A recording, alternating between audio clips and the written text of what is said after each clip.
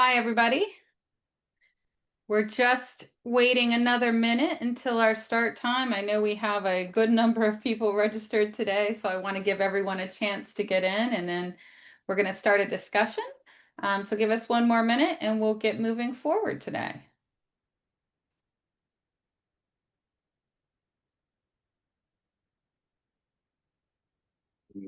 Short-term little boost. This is menthol crystal. Oh, really? But be careful. Why? They're like so powerful. Oh, yeah. It's like a menthol blast. Yeah, maybe touch my thing. We had hey, everybody. So this is menthol crystals. We produce from a fair trade Indian sister project. It's like really wonderful. And they had an idea of the menthol crystal itself. Mainly we're making the mint oils, but the menthol crystal, um, I forgot someone had a fun idea to make it like sell them in little like dime bags with like Dr. Bronner's Breaking Bad breath. These little menthol crystals. Funny. But they're like so potent, it's just like dangerous, but it's fun though. Yeah. Yeah. Be careful. You're like clearing out my sinus. Well, thanks. I think we're about ready, so I'm going to go ahead and get us started and just do some brief intros to those here. And we're recording. I know we have a lot of requests for recordings as well. But hi, everybody. I'm Michelle Murray. I'm the CEO at Living Wage for Us. We work on living wage issues across the US and really in leadership from a global perspective as well. And I'm really excited to be joined today by David Bronner, the CEO at Dr. Bronner's, and Ivan, who is one of your workers there at Dr. Bronner's, to give his perspective on some of this living wage work. So before we dive in, David and Ivan, if you could both just introduce yourselves really quickly, and then we'll start talking a little bit about living wage and what it means within your company and for each of you individually. Yeah, David Bronner, Cosmic Engagement Officer, CEO at Dr. Bronner's.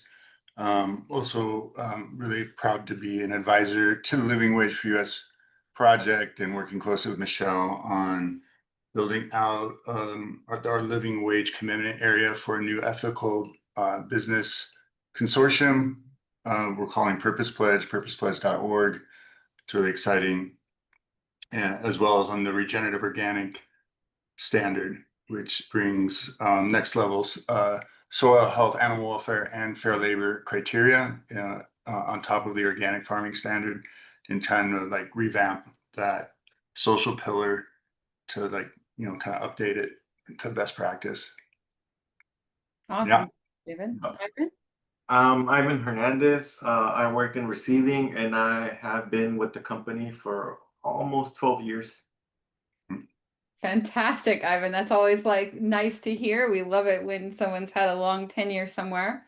So just getting us started, we're all talking about living wage today and really what it looks like to pay a living wage from within a business perspective and what it looks like in everyone's lives every day to be able to rely on a decent pay to pay bills with. To get into that, I just really wanted to start by talking about what a living wage is to make sure we sort of have everyone on the same page of what is this, what are we really talking about, and who are we as living wage for us. Hey, Michelle, just jumping in. Do other people hear us? There's a question in chat about audio. Can other We have people hear us? audio issues. Has everyone able to hear? And Jatea, do you see that question? Melissa, Rita can Yes, hear. I can hear. Everyone, if you could just give a thumbs up if you are able. Okay, good. Oh, she's good now. Okay, thanks, Kate. Thanks. Awesome. Thank you so much. So just talking about what a living wage is from a very basic space, where our mission as an organization is to get to an economy where every worker attains financial securities and all families have a decent quality of life. It's pretty simple, but living wage is the fundamental tool that we use to get there. And we really work with employers to inspire and enable employers to pay a living wage. So there's a lot in this about how do we look at this in a way that benefits everybody? How do we make the pie bigger for everyone and create a model that really works going forward? And when we're talking about a living wage, we really align with two leading definitions. Living wage for us always aligns with global best practice. And so we're looking at both definitions you'll see here from the ILO, as well as one from the Global Living Wage Coalition. And both of them talk about living wage as exclusively being a family concept. It's to afford a decent standard of living for a worker and their family. So when we're talking about living wage today, we're talking about that from the family concept perspective and the way living wage for us estimates living wages, which is really making sure that with a typical number of workers in a family, that a family of 4, 2 adults, 2 children with 1 3/4 workers is able to afford a decent livelihood at the income in a given area and in a given year, right? So it's pretty basic. When we're talking about decent livelihoods, we're talking about simple things like if you have a family of 4 being able to afford a 2-bedroom apartment, right? We're not going completely exorbitant, but we're talking about being able to have health insurance, being able to care for the basics that you need in your life, being able to access childcare and so on. So it's a pretty simple concept, but it's a very important concept when we're living in a situation where half of Americans aren't currently earning a living wage. And so companies that move towards payment of a living wage are really doing so from a perspective of understanding the importance and the risk that exists in the US. So you're going to see on the bottom of this slide, just to sort of set the stage of the situation we are in across the US, that 23 of every 10,000 people who experience homelessness at any given night in the US are employed. 40 to 60% are employed, right? So there's a large number of people experiencing homelessness, and a lot of those have jobs. The median household income is not enough to afford a basic standard of decency in locations where 90% of Americans live. So this is a big issue that we're running into. And really, the other piece of this is that minimum wages in a lot of places around the country are worth 42% less than in 1968. And they haven't really increased on the federal level in 15 years. We have seen action on local levels, and it paints a little bit of a different story, but it means that we're in a situation where a lot of workers can't pay for a decent livelihood. And at the same time, we have a lot of pressures to try and start moving towards a living wage. We have European regulations that some companies who have European buyers are starting to come and look at living wage. We have organizations like the UN Global Compact that engage companies that are really pushing for, in their Forward Faster plan, a plan to cover a living wage. We have rising inequality that leads to political stability, that creates a situation that's bad for business, that pushes towards a living wage. Investors are starting to demand, we work a lot with ICCR, which is the Interfaith Center for Corporate Responsibility. It's an investor network, and they're calling for living wage payment all across the US, and they represent $4.5 trillion in assets under management and investment. And consumer demand. People actually really care about whether companies that they are buying from are paying a living wage. And we're going to get all into that in just a moment. But this is just sort of setting the stage for why is this an important issue? Why are we talking about it today? What are some of the reasons that companies are moving towards a living wage? And what I really want to hear is a little bit of setting the stage from your end, David, on Dr. Bronner's and why you find just centering the issue of human dignity such an important part of the way that your company operates, and that central role within Dr. Bronner's of making sure your employees are taken care of and happy where they work. Yeah, so definitely we share a business as we want to go to market in a way where all stakeholders are benefiting and no one's getting shafted or short end of the stick or being exploited, whether that's in the wages at our headquarters here or within our supply chains, primarily agricultural around coconut oil, palm, olive, and mint oils. Just really wanting to make sure our farmers are receiving a fair price so they can take care of their people and their land in a good way and their communities. And then here at home, where we manufacture our soap here in North County, San Diego, in Vista. Yeah, we got a pretty high standard of living around this area, or cost of living. And just want to make sure that with the wages our workers receive, that they can make ends meet. Um, and, we don't think it's ethical for businesses to basically set up business models paying substandard wages that then their employees are forced to fill in with food stamps or housing assistance, or, it's basically a corporate welfare programs for unethical business models. So, we say like, we only prosper when everyone prospers. Like we just, we want to live in that kind of society. Um, so yeah, so it's just important to us. And then just as far as the business case, I mean, our turnover is like ridiculously low. The morale around here is awesome. We get just the best of our workforce. Um, and yeah, people comment when they come visit. It's like, wow, I have never been in like a factory or warehouse like that's got this kind of vibe. And yeah, and it just shows up in our quality of a product or customer service. Just a lot of like our just core business functions are just better for paying good wages and people feeling valued. So yeah, so that's, I guess, I why we think do. it's an excellent description of really why you're doing this. And I'm really curious because some of the things you talked about was, your low turnover rate and the culture overall. And Ivan, I'd just like to ask you a little bit of what's, how does it feel among yourself and others who work for Dr. Bronner's? You say you've been there for 12 years, does it Yeah. play in terms of your loyalty that you're being taken care of, that you're going to be able to pay your bills if costs of living go up, that your employer is really thinking about it from the perspective of how are you going to be able to pay for what you need in life? How does that really impact you and your loyalty and the way that you're able to work and so on? Yeah, it's really important to me because I know that I'm taken care of and it allows me to live like a good life. And I'm not really out there looking for like another job. Like thinking like before I worked here, I was always like wondering, I'm like, oh, am I gonna make enough for rent? Should I get a second job? Should I look for another job? I was always thinking about those stuff. But ever since I started working here, I have never thought about those things. And I'm really happy. And I'm always like, the people that I work here are always like showing up, putting 100% in everything they do.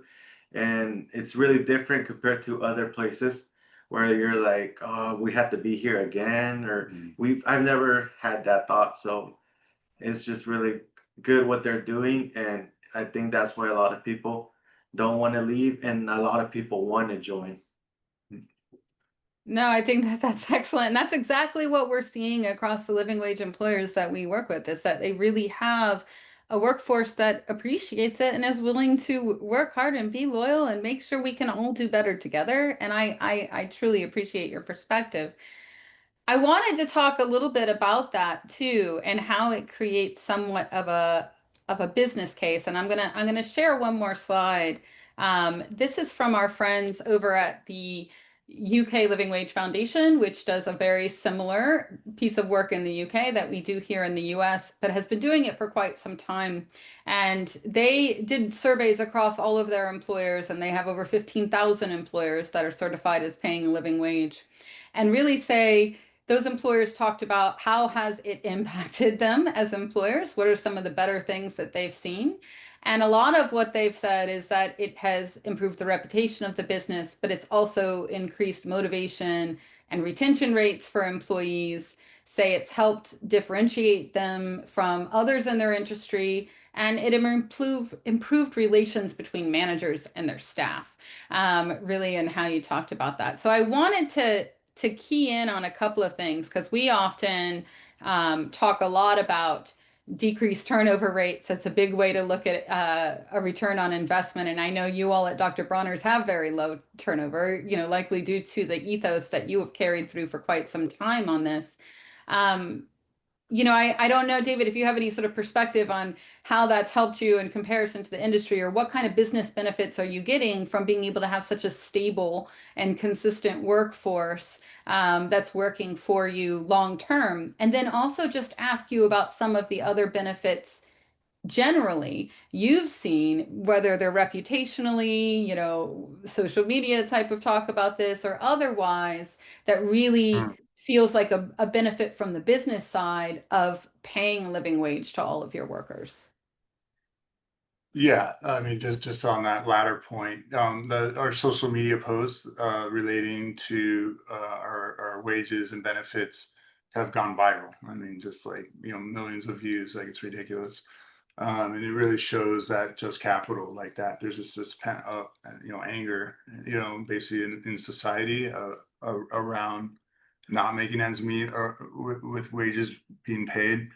And yeah, I think any company that does pay them and does in a way that's credible and certifiable, or credible, whether or not it's certified, is going to really benefit from that kind of pent up anger, demand.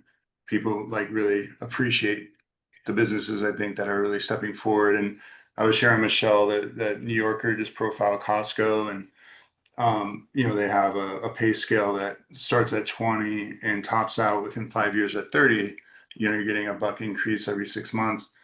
And, just kind of really showing like this big box retailer, doing the exact same business model as like Sam's Club, and, it's Walmart's version of it, is paying extremely good wages and delivering that like price crushing retail price point still, and just benefiting from that low. I mean, the turnover rates are like, 3 times lower, relative to other big box retailers, and just the quality of service and engagement with employees and the vibe just is obviously really, working for them, and it's working for us. And I think it's probably working for everyone that Living Wage for US certifies. So, yeah.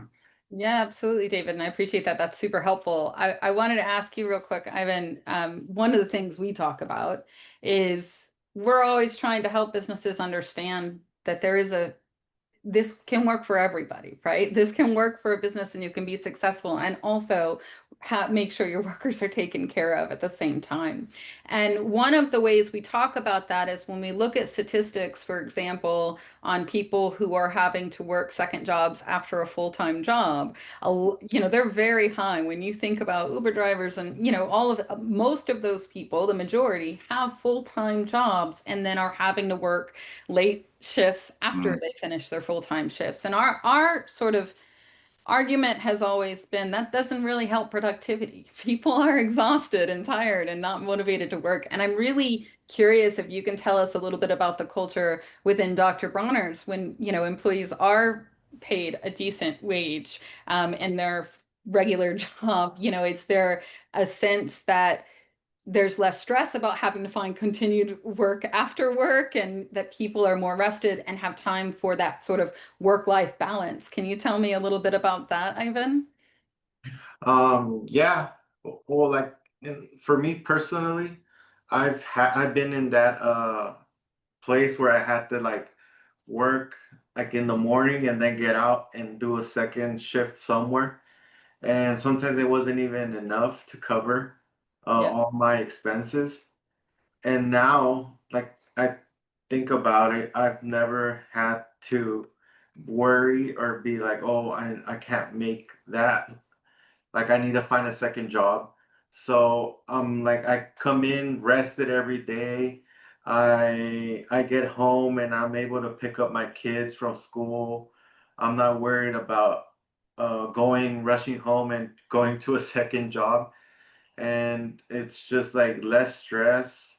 And also we don't have to worry about here or paying or what's it called, like insurance.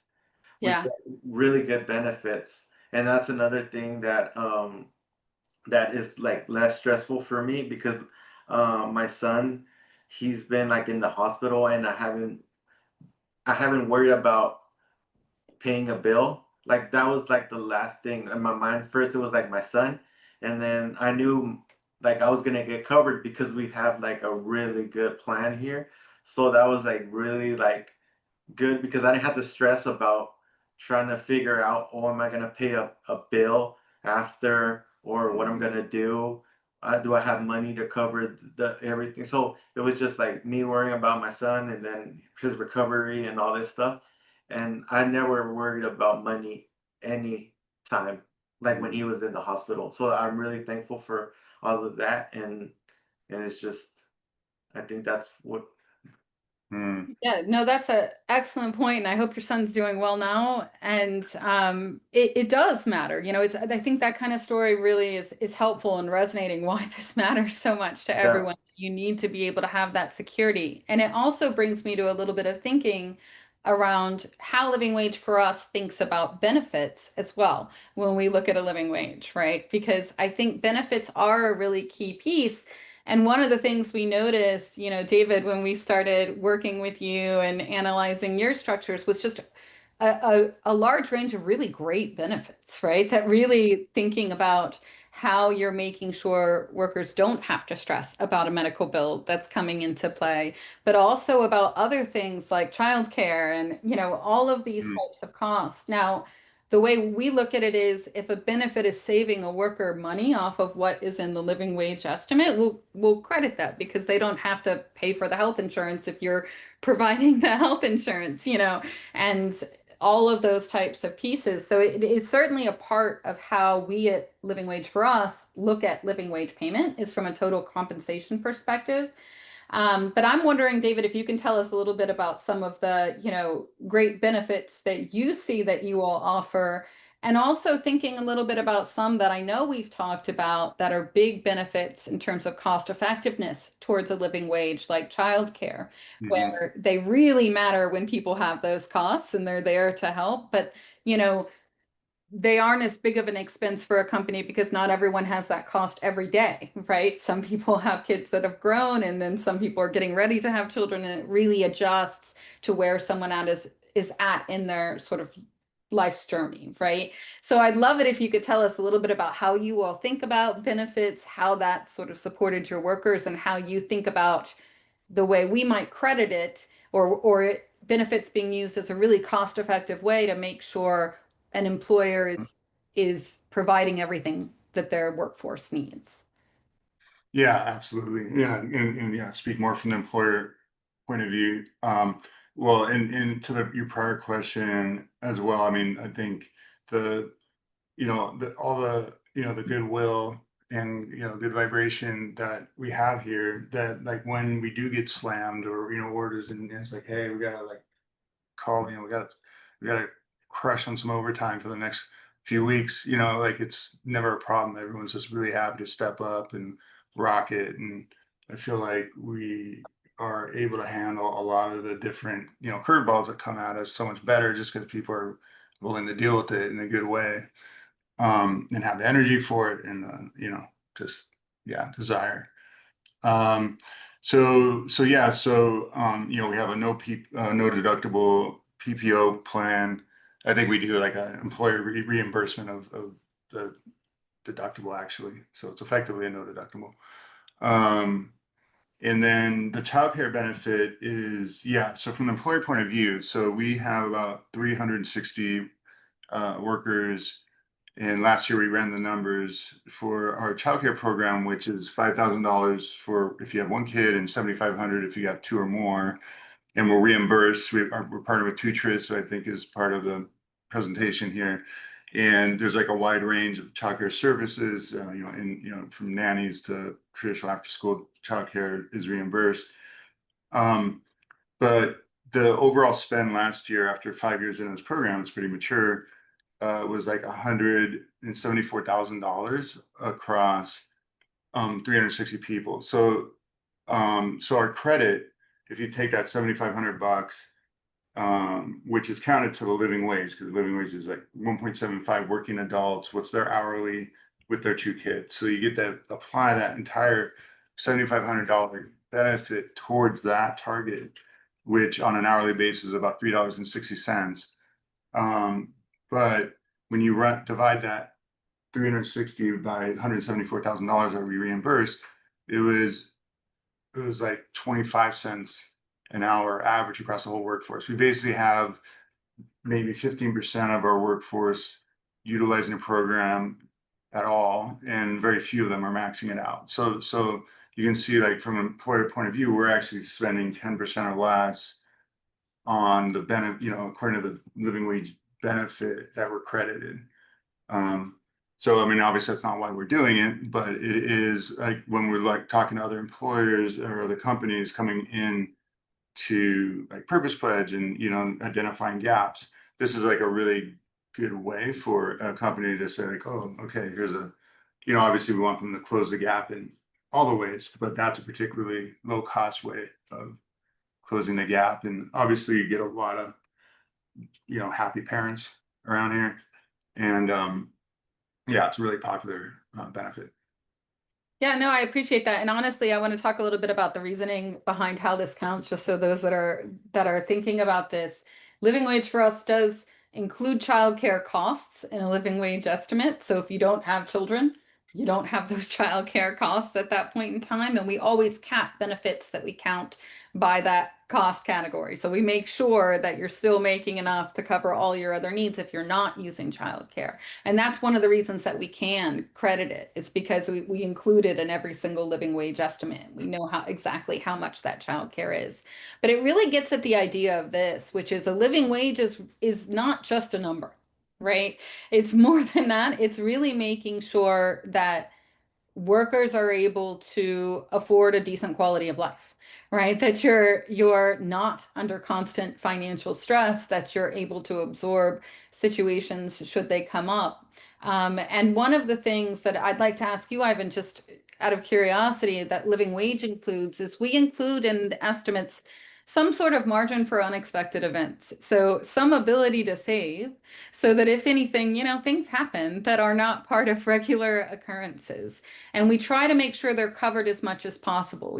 Health insurance covering the medical piece that might come up, childcare if you have emergencies there as well, but also thinking about unexpected just things, your car breaks down or whatever happens. And I'm just curious, since you've been working with Dr. Bronner's and Dr. Bronner's is always making sure that that living wage is paid and that those types of things are covered. Do you feel like you have an ability to save for some of those little shocks that might pop up, but not every single month be a cost? How do you feel towards that?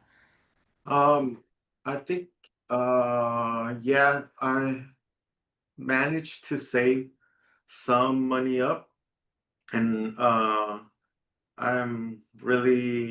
just need to, depends like how much I like manage my money, and I'm much able to save up for, like, when you said, like you said, if something happens, like, I'll have money in case an emergency pops up. Another thing also that I really just heard of, or I got told by other people, is like cashing out our PTO. Yeah. It helps. I've never had any other company do that. Like, if we have an emergency, we could, like, cash it out and we'll get extra money. So that's a really great benefit here too. Like, if, just say you have a lot of hours, like me, I have a lot of hours. I don't really use them, but if I have an emergency, that's another, like, thing I could do. And it's just one of so many benefits that we get here, which is really cool. Mm, That's amazing. And David, I know you have another program as well that I think is focused yeah. a little bit on emergencies. Can you tell us a little bit about that, how you go further to help those with emergencies? Yeah, so this is my brother, company president Mike Bronner, has been spearheading kind of a new issue area in our philanthropy. It's not like brand new, but he's bringing a much more focused, kind of strategic um, lens on it, which is like kind of helping the organizations around town here who work with the houseless population. And we've got a roster of really great orgs, and but we really want to kind of build that out in our philanthropy. And Mike's got a council, kind of an in-house council from a Bronner employee who've experienced houselessness at various points in their lives, to just kind of bring some real world, like, counsel on, like, what organizations we should be funding and prioritizing and programs. And one of the initial things was like, hey, you know, as good as things are around here at Bronner's, things happen. You know, some people are paycheck to paycheck. They've got, you know, elder care, and you know, who knows? You know, there's just, as much as we like to think everyone's great around here. I mean, it's you know, not, you can get in real financial distress pretty quick. And Rhino Foods has pioneered a program where these like how do you say payday check kind of loans are like 40% or something. Like if you know, just out there, you know, if you're like in an emergency, you need a cash, you can go get a payday loan, but at like crazy interest rates. So what Rhino pioneered is basically the employer partners with an independent financial institution, and we're not partnered with the one that Rhino's using. They don't want it. They want this to just kind of spread out into the world. And you partner with a local financial institution to set up this program where basically it's between $500 to $2,500 loans can be advanced and then paid back in I think it's like a 12-month timeline or something. And the effective interest rate is, you know, below 10%. I mean, we're trying to get it as low as our line of credit. And we're effectively backstopping it. So from the bank's point of view, it's not high risk. And from the employer point of view, I mean, aside from someone quitting, like we're gonna, you know, we're docking the salary. So it's like we're guaranteed to get it back. So yeah, so it's this really great program to basically get help when people get in trouble. And you know, and then they don't have to pay crazy interest rates through this program. And that's and my brother would be able to speak, I think, more cogently to everything. But yeah, we're really proud of this, and you know, want to spread the word about this really cool new program. Yeah, And no, it's, I yeah. appreciate that. Yeah, and I think that there are a wealth of programs that you all have put together, honestly, over time, and I'm really impressed by what you all have built. I do want to ask a little bit about, you know, we're talking about these unexpected costs, and you know, would you have to work two jobs, and all these situations that occur when someone is not earning a living wage. And Ivan, I'd like to hear a little. You mentioned earlier, you know, in the past, you were always sort of looking for another job when you were working one job. And now you've been here for 12 years with Dr. Bronner's. And so clearly are sort of really comfortable with where you're at and settled in. But what differences did you really see in your life going from a situation prior to working for an employer that really values paying a living wage and making sure workers have comprehensive benefits that are needed, from the types of situations you might have had to juggle before coming to that type of employer? Give us a little bit of what difference did that make in your life? Mm, Well, first, I think the main thing was like the money. Like I felt like we were doing a lot, and like I felt like I was like working more than I was getting paid for. And here I feel like we get paid good, so we should like work, like give our 100%, and like show up every day. Be here the most I can. Like I don't call out a lot. Like be like, and also like at my other job, I kind of felt like I was just like disposable. Mhm. Like if I quit or got fired, they'll just find another person. And here I feel like we're all like valued, and like they care for us with all these things that they give us. And like there's so many things that make us feel like we're actually getting taken care of. Like we don't feel like, oh, if I quit or whatever, they're just gonna like find another person. And I don't feel that way here.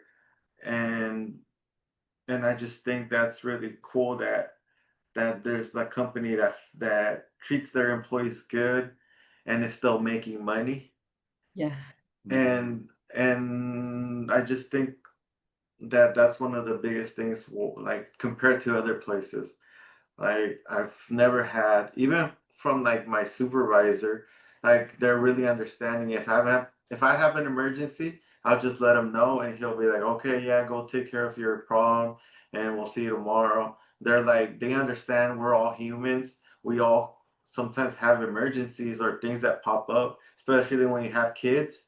Like I've never felt like, oh, I don't know if I should tell them, or I don't know if I should go and say this because what if like they won't let me. I've never felt that way. And my other job, I I would ask I asked them like if I could leave because my son was gonna be born, and they told me like, oh no, we're gonna see and we'll let you know. And I was like, well, that's crazy. Why can't? And here like they treat me like I feel like I'm a human being. I get treated like we're all equal, and it's just like the work vibes here are so like everybody gets along with each other, or like we're like respectful with each other because we're trying to be here for a long time, and we're I just think it's like really different compared to other places. No, I really appreciate that. And it's great to hear. And this is, a lot of what we're saying all the time is the difference it really makes to pay a living wage and show that you do respect your employees and that you do see this as a team where you can build something better together. So, it's just really great hearing your experience about how that does resonate with you. One of the things I wanted to pivot to is sort of how you think, David, about corporate purpose and how does sort of verifying wages, how does this living wage fit alongside other priorities like sustainability and transparency and brand trust? And as we go into that, I just want to share one thing really quick. Um, you mentioned earlier data from Just Capital, David, and as we're having this discussion, Just Capital is an organization that interviews Americans across all demographics, all different geographies, and different political affiliations, right? To really understand what are the priorities for Americans when it comes to an overall sustainability agenda, right? And where does living wage fit and live within those priorities? And for the past several years since I've been watching this, every single year pays a fair living wage is number one priority across all different demographics. And you can see sort of at the bottom the different demographic breakdowns. The only demographic where it's number two is those 65 and up, because usually they are not necessarily working at that point in time, or they might be retiring, but it's still their number two issue, even for that population.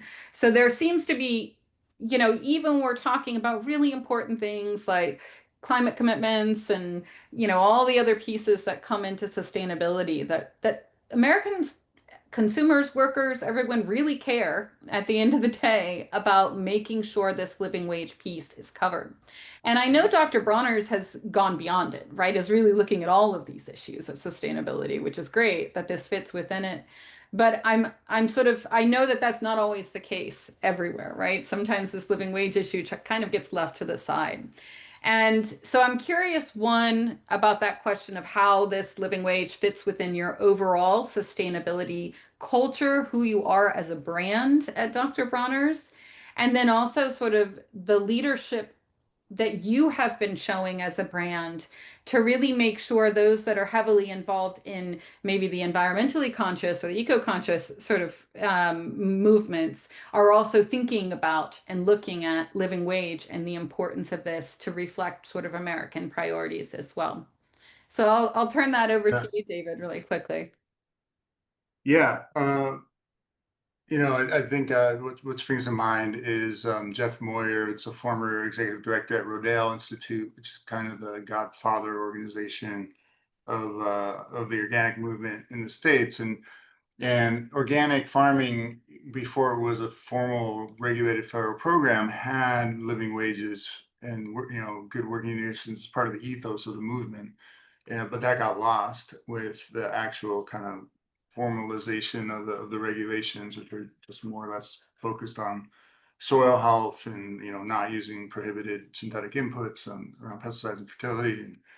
And in launching this regenerative organic standard, which basically does layer on fair labor criteria along with next level animal welfare and soil health criteria, that it is saying that it's not enough to treat the earthworms fairly in organic farming. I mean, obviously we should be treating the people who are working and you know, making our food, and you know, and that's, you know, part of the tragedy of this whole conversation we're having right now around immigration is, you know, like the agricultural sector especially is fueled by a workforce that's often exempted from minimum wage laws and the most basic, you know, overtime laws and labor protection laws.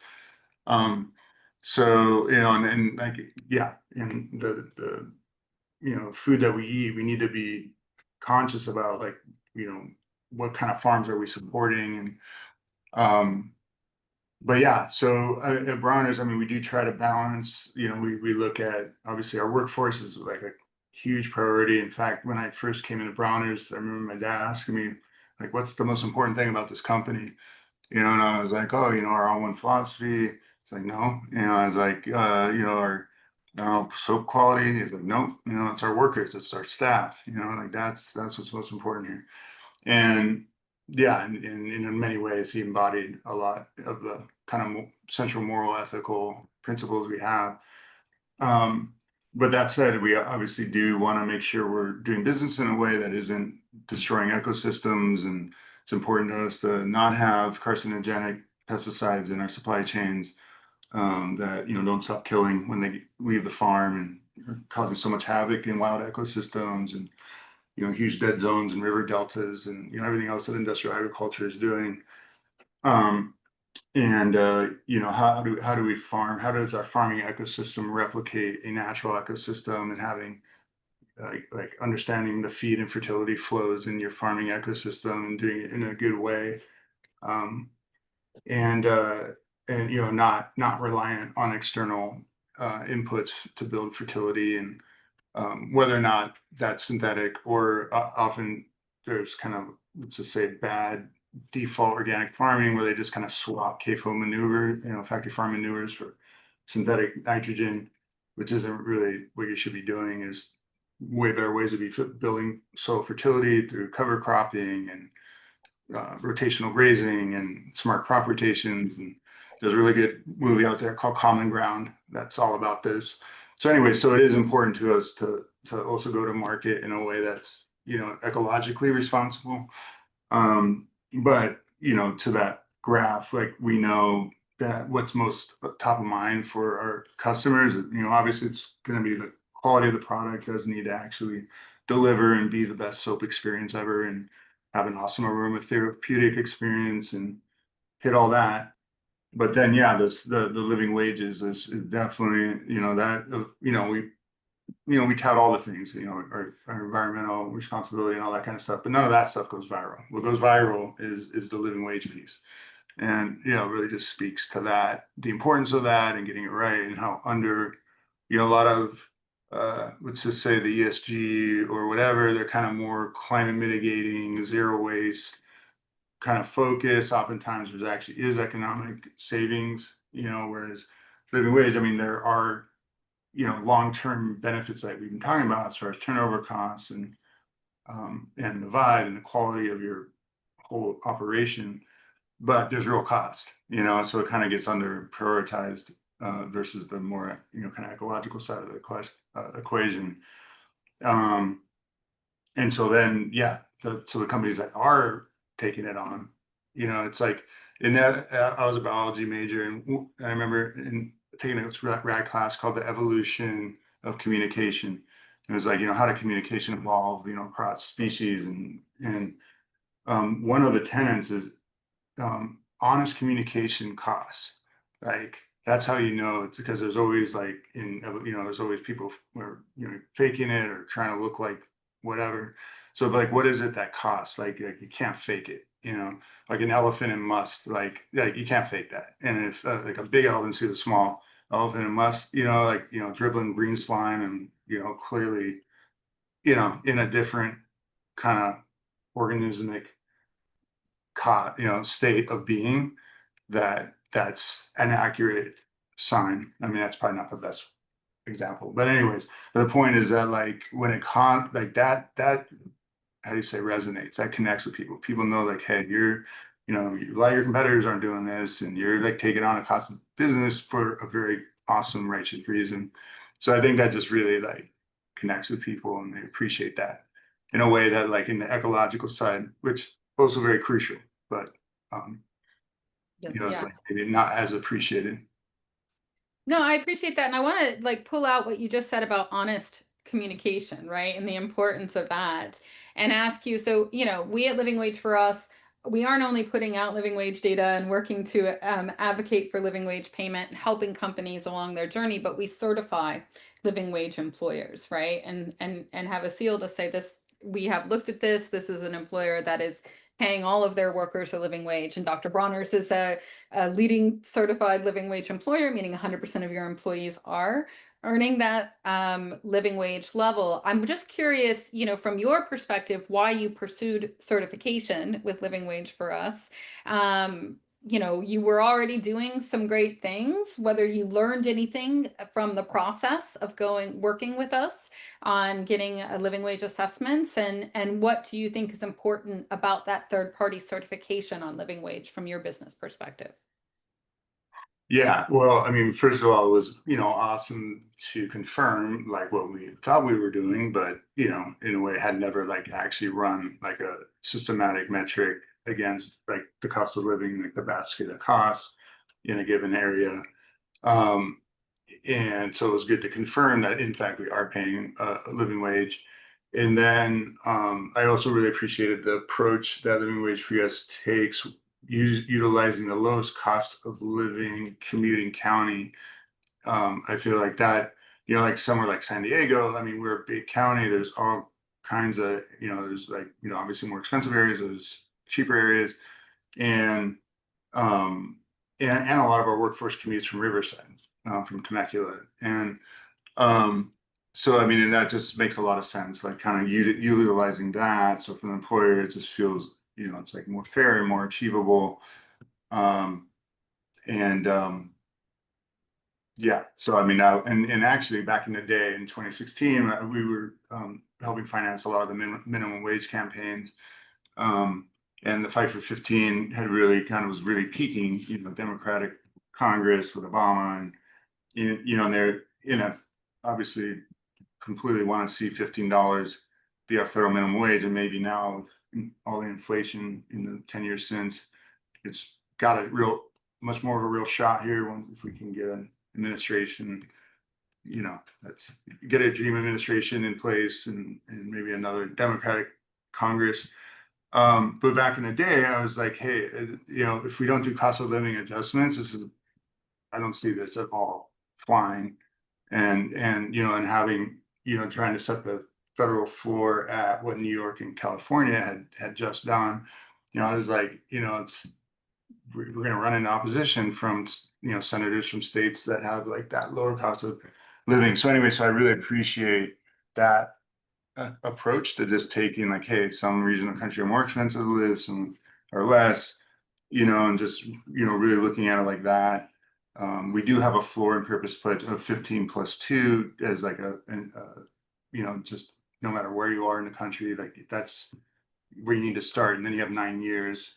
And actually, the way we're building it custom with Living Wage for US is, as much as, you know, we love that we achieve a living wage year one of our lowest paid position. Um, on review with Michelle, we were like, hey, you know, if a company can show, you know, in a credible way that they have a like a 5-year pay scale, kind of like what Costco has, um, where you top, you know, within 5 years, you top out at least this living wage, and then your first year is 2/3 of that, which more or less corresponds to the cost of living of an adult with no kids in a roommate situation. Like for Purpose Pledge, even though it's not, you know, as great as the living wage for US program in terms of like just, you know, being able to achieve a living wage year one, we also wanted to, you know, say like, hey, you know, if an employer does have that kind of like pay scale and with 5-year tenure, you're making full living wage, we want to recognize that. So yeah. No, and I think that's an important point, you know, that we do work together with other efforts that are trying to move on this issue. And sometimes they might have within their population sort of a journey-based target and eventually get to a point where they're certified with us. I'm curious, Ivan, I wanted to ask you a quick question. When you mentioned earlier, one of the things that we tell our employers is that, hey, don't just use the living wage for us seal to show that you're going to always pay all workers a living wage as an employer for your to the consumers, right? Which is, yes, great, because consumers care. If, you know, a lot of companies are putting our seals on their products or in their storefronts and saying, yes, we're living wage certified. But also in your job postings for attracting new workers, right? And I'm curious, just from a from your perspective, working for a living wage employer, you're already there, and you know you're happy because you're at that point.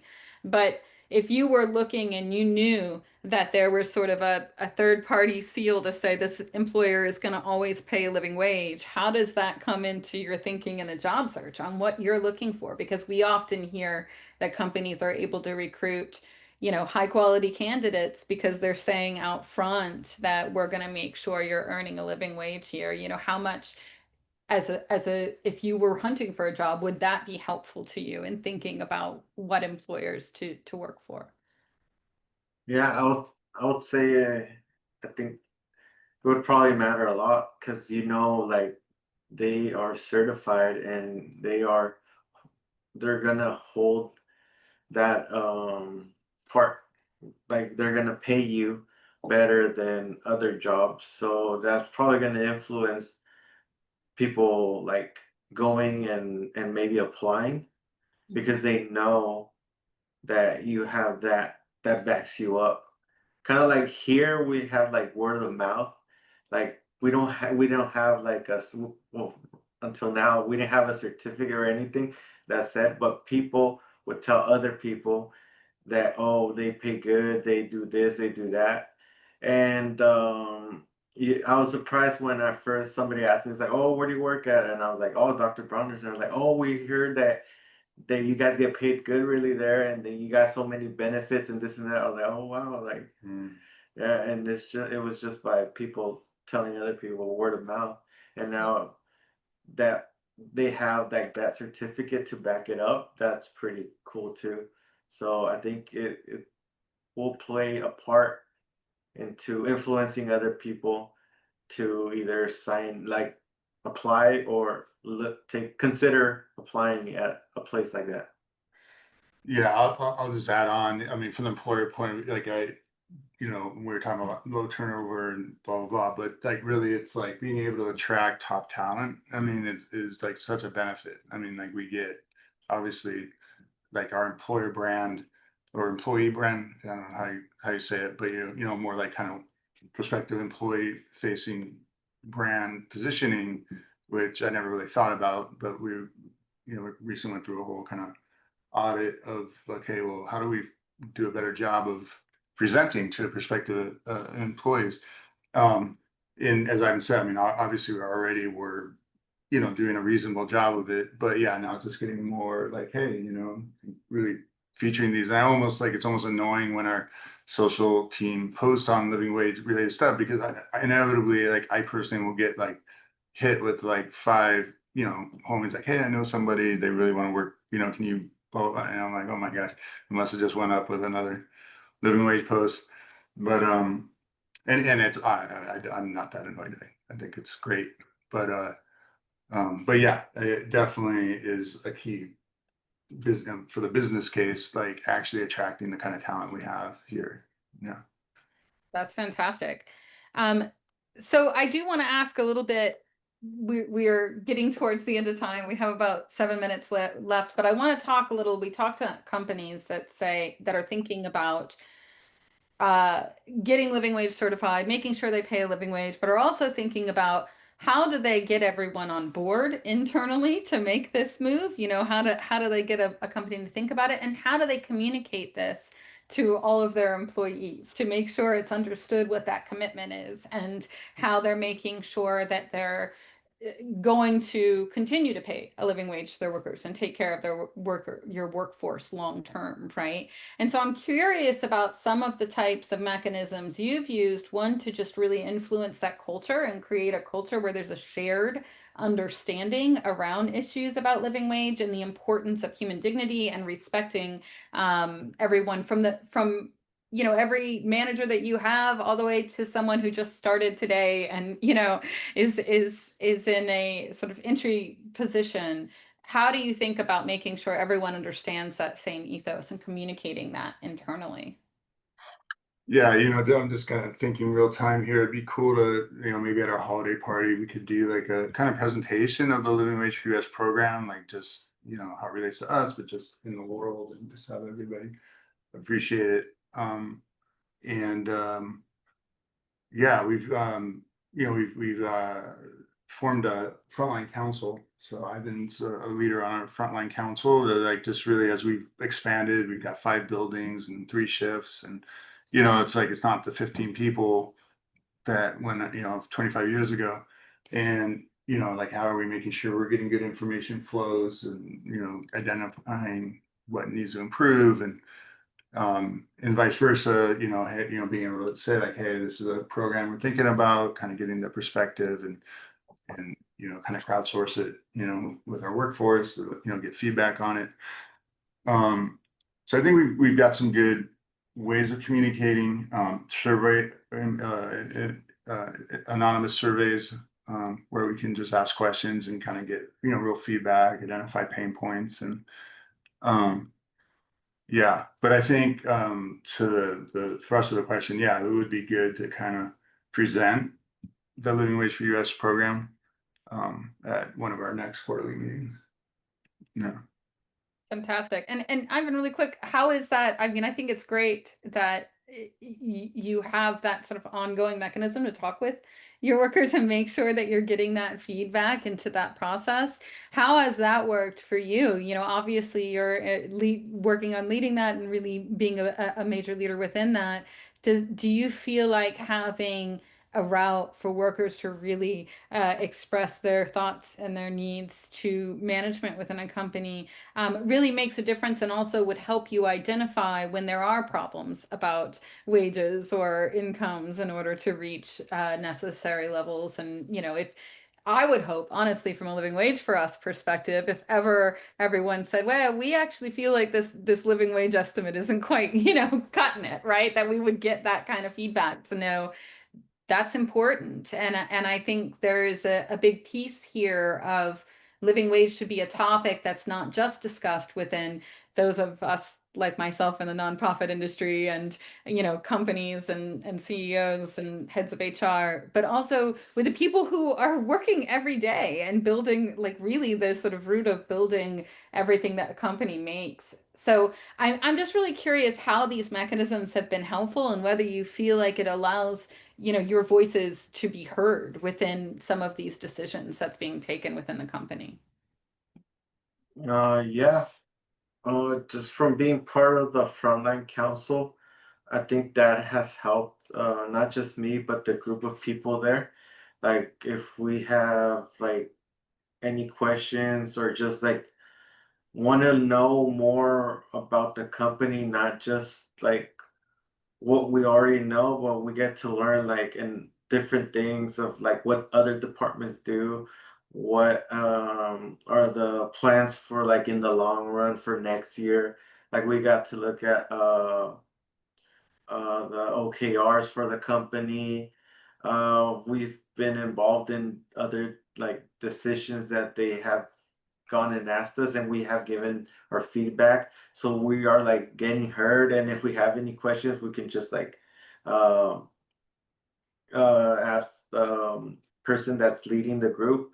We'll just like tell her, oh, we have this on our mind, and like we've had discussions in there of like how do we, if we think we are getting hurt, or if any things that pop up, like we have discussions in the group. So that's really helpful, and I heard a lot of people saying like that it's really good, and like that's one program that's working because we get to like kind of like express ourselves in there, and we feel we're getting heard because we're like the people working on the floor. We're the front line. We if we see something that's going on, like we can like not just we can talk about it, but like coming from our perspective, like how we can better some stuff.